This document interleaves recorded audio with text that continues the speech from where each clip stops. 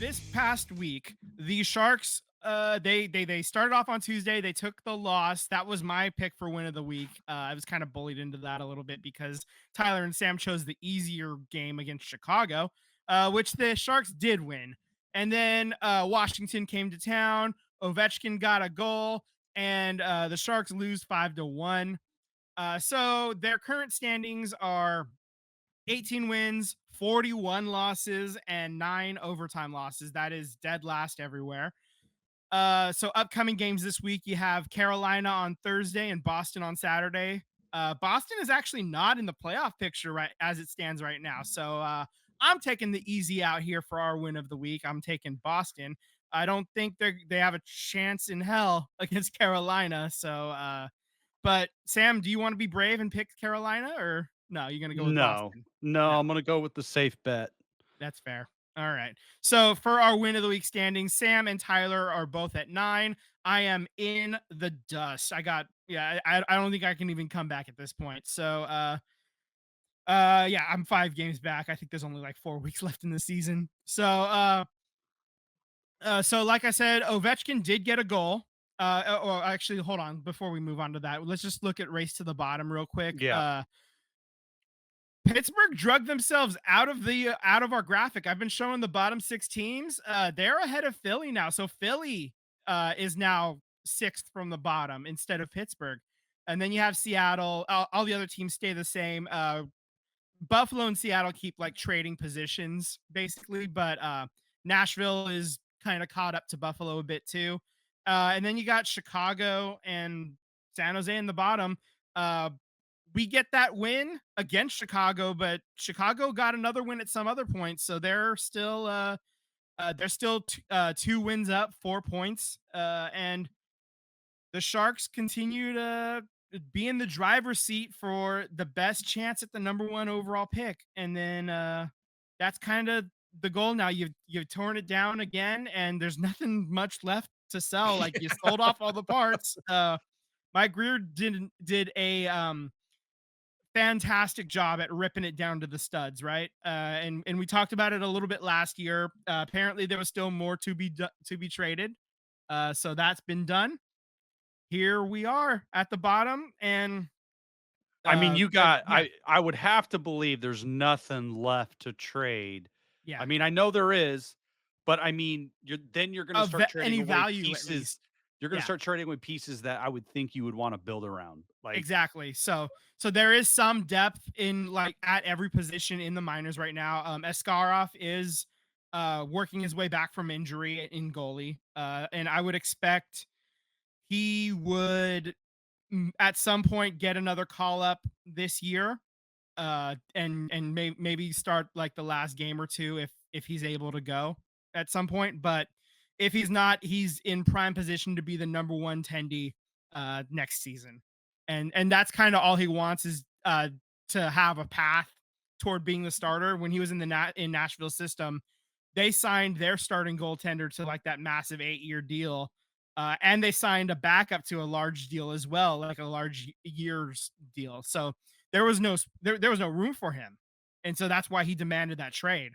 It wasn't because he demanded to be at the NHL level; it was because he needed he demanded a spot where he had a a chance to be the chance. starter anytime soon, and I think he's in the limited time we've seen from him, he's earned that in my eye. You know, especially compared to everything else we have, well, the other dumpster fire that is Georgiev. You know, so Yeah.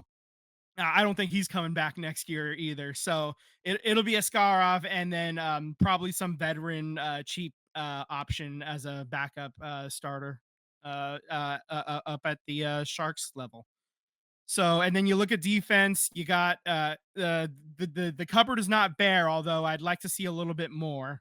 Sam Dickinson has been crushing it in the minors, and he's probably going to get um he'll probably be invited to the camp at least for next season in preseason, and I would expect that he'd be pushing for making the opening day roster next year. So we'll see how that goes going forward. As and then just real quickly, as far as Ovechkin's chase toward overtaking Wayne Gretzky, He is 8 goals away. So Yeah, with he's getting it. yeah, he's getting it. There are 15 games remaining this season.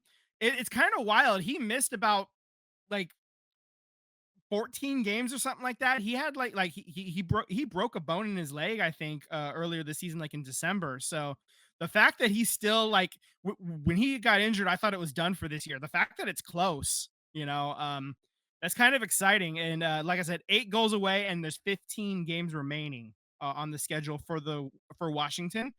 So it's possible, man. If they start feeding them, especially if they're up late, because they're a really good team. If they're up late, there's an empty net. He's out there, maybe throwing a couple of empty netters just to pad the stats a little bit. Could be nice. Could be fun. I really hope he gets it this year. I'm pretty sure he's coming back to play next year. So even if he doesn't get it this year, it's Yeah, he's that gonna try to record's put it going out to of be reach. his. Yeah, he turns 40 in September, so he's not quite 40 yet. Uh, that's wild. That's insane to me. He's doing it like this at this level and at this age too. Wow. I'm just in Yeah. awe of greatness. That's what it is. He's obviously an all time great. Surefire first ballot Hall of Famer, and it's kind of crazy, man. I don't know what It's else to crazy, say. like, I remember when Ovechkin and Crosby, made their debuts in hockey, Hmm. and we're about the same age. I just turned 40 in January. Yeah. Um, so we're about the same age, and, we're all very successful, right? We're like equals Yeah. in our Totally. things Yeah. that we do. Yeah. Yeah. You're one of the We're Hall greatest of of Fame. all time. Yeah. I'm a go in what I do. Mhm. Shout out my 8 to 10 watchers right now. Um, Hey, pops.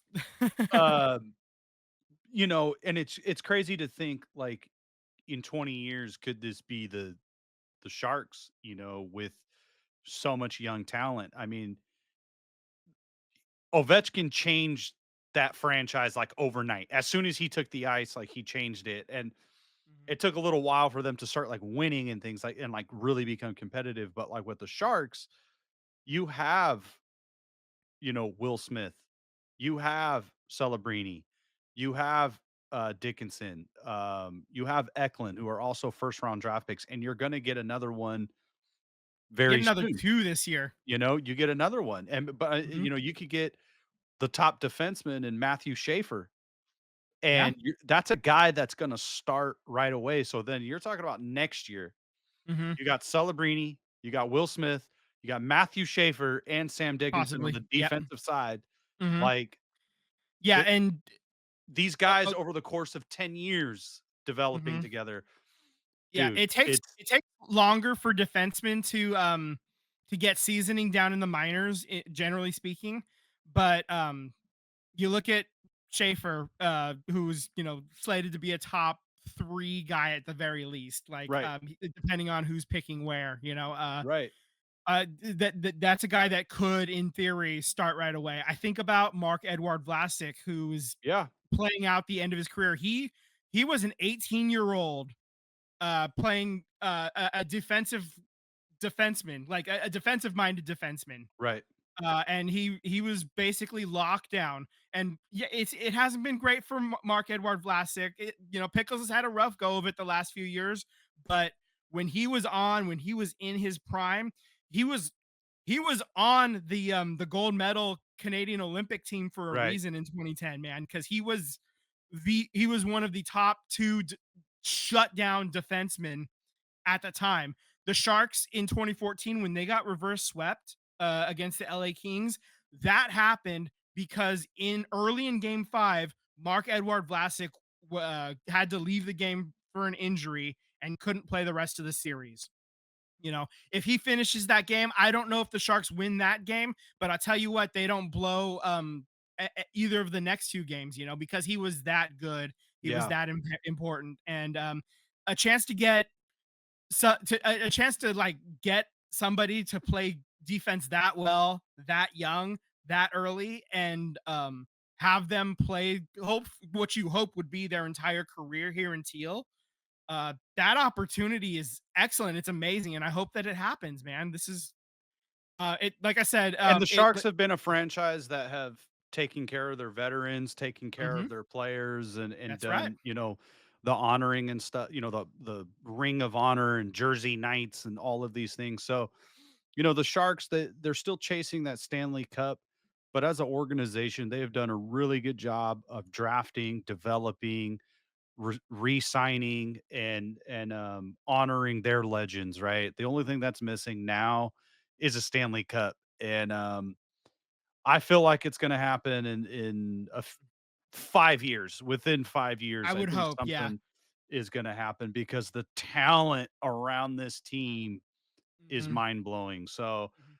uh, Oddly for enough, I'm just thinking of this right now. The LA Kings, it took the LA Kings about 40 years to get their first Stanley Cup. Okay. The Sharks are at about 35 years right now. Or they're approaching year 35, not this coming season, but the season after. right, Um, so like the path that they're on, they could, in theory, reach the Stanley Cup, like win a Stanley Cup. And then if they do it in the next 5 to 7 years or so, that's right around the same timeline. I think about the big Sharks, team with Jumbo and Patty and Pavelski and Pickles and all these guys. Um, that was, in terms of where the timeline was, that's right around the time that Wayne Gretzky showed up in LA, right. and the Kings didn't end up winning the Stanley Cup with Gretzky, but damn, did they make a lot of noise. Damn, did they make hockey cool in sunny Los Yep. Angeles. And, and that's kind of, we saw a lot of winning.